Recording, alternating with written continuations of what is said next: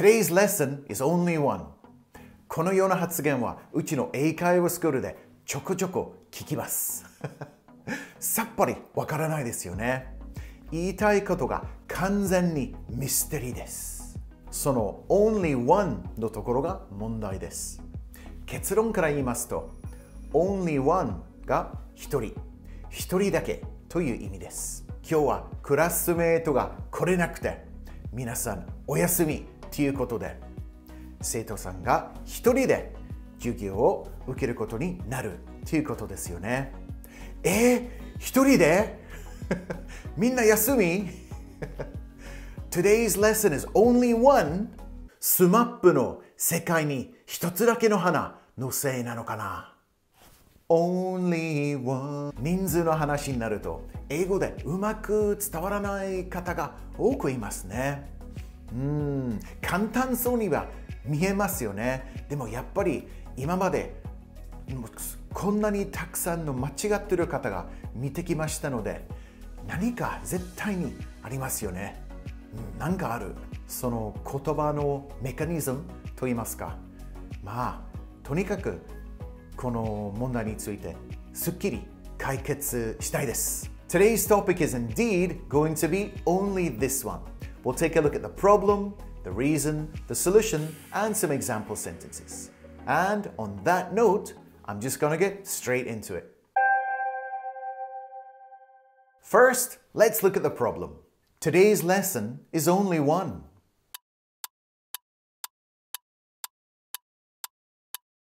Today's lesson is only one.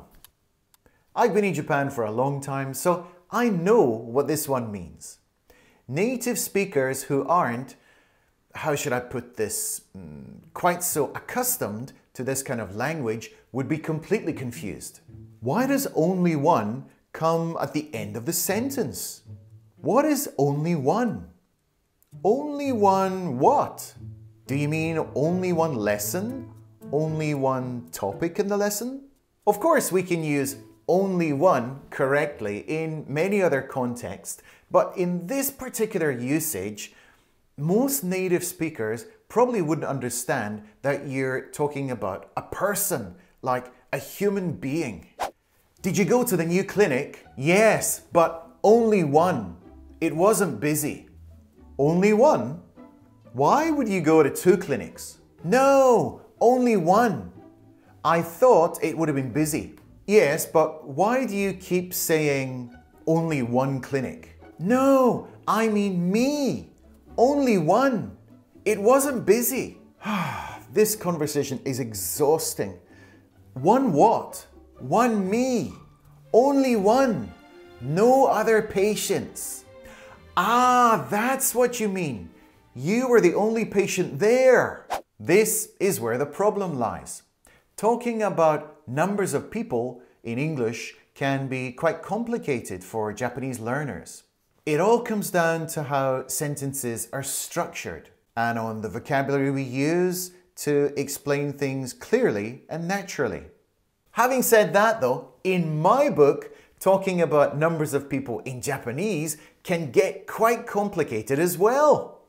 一人、二人、三人.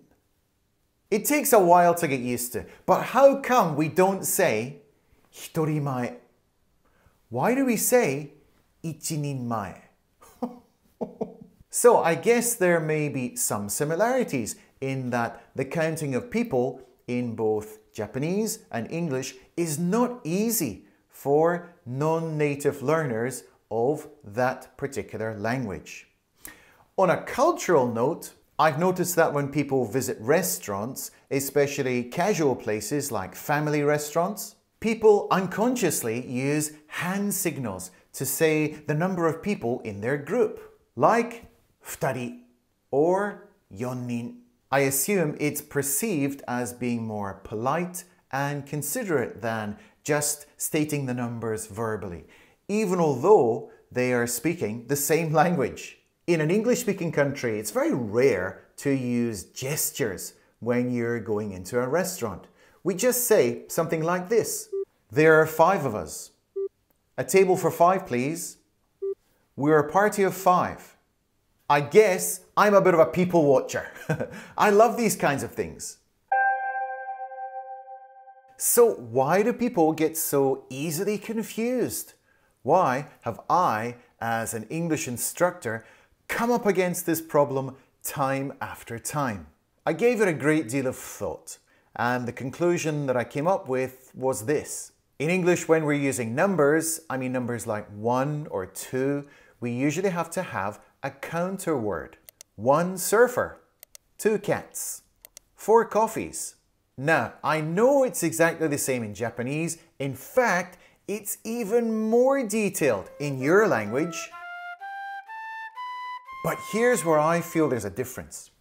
The words are completely separate. I don't feel they're one word. It doesn't feel like a set. In Japanese, especially when talking about people, it's almost like a set phrase. Hitori, to me, feels like one word.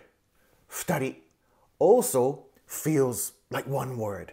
So when you're using numbers for people in English, you need to either add the words person or people, which can sound a bit robotic or make a totally different sentence. Allow me to go into a little more detail in the next section. Let's review the original sentence. Today's lesson is only one. We don't always need to use a number when you're talking about just one person, especially when you're talking about yourself.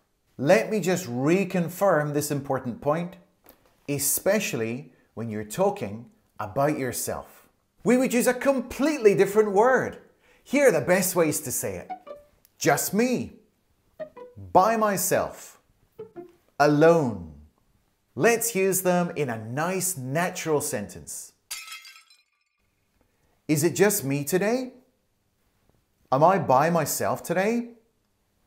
Am I alone today? Did you notice that we didn't use any numbers at all? If you want to add a little more effect, making it sound kind of lonely, say, is it just little old me today? Am I all by myself today? Am I all alone today? Let's look at it from a different perspective. How about you went somewhere with a friend or a group of friends? In this case, you need to start using numbers. I went to Hakone with 2 of my friends. If the person already knows who went and the number of people, then we can introduce something of us. The 3 of us. By using the, it basically means everyone. That's a key point in this structure. The 3 of us went to Hakone. The 3 of us love going on trips. The 3 of us went to the same college. The 3 of us are single. The 3 of us still live with our parents. If you want to break up the group, meaning not everyone, we can say 2 of us live in Tokyo and 1 of us lives in Chiba. 2 of us live in Tokyo and 1 lives in Chiba. 1 of us sings in a band and 2 of us don't. 1 of us sings in a band and 2 don't. 2 of us have long hair and 1 of us has short hair. 2 of us have long hair and 1 has short hair. So as you can see, when we're talking about numbers of people in English, if you can master those patterns, it's going to make the conversation go much more smoothly. Eating out by myself lets me enjoy my own company and try new foods without any distractions. If you enjoy your own company, it means you don't mind being alone. If you have no distractions, then you don't have to worry about anybody else. You all right doing that by yourself? I'll give it my best shot, but I might have to bore you in a few minutes. So if you give something your best shot, it means you try your hardest. You give it your best shot. And it's also interesting to say to borrow a person, but some people say it. I might have to borrow you in a few minutes. Is that okay? A song that always sticks in my mind is All By Myself by Celine Dion, who covered it in 1996. When something sticks in your mind, it's one of those things that you can't forget easily. It's like stuck inside your brain with glue or something. Nobody wanted to go to the movies with me, so I went on my Tod. Taken from East London Cockney rhyming slang, on my Tod, meaning on my own, came from a well-known jockey's name at the end of the 19th century. His name was Tod Sloan. Sloan rhymes with alone, so on my Tod means on my own. I've got two big brothers and all three of us are incredibly close, always looking out for each other. If you're close, it means you have a good relationship. When you look out for each other, it means you take care of each other so that nothing bad happens.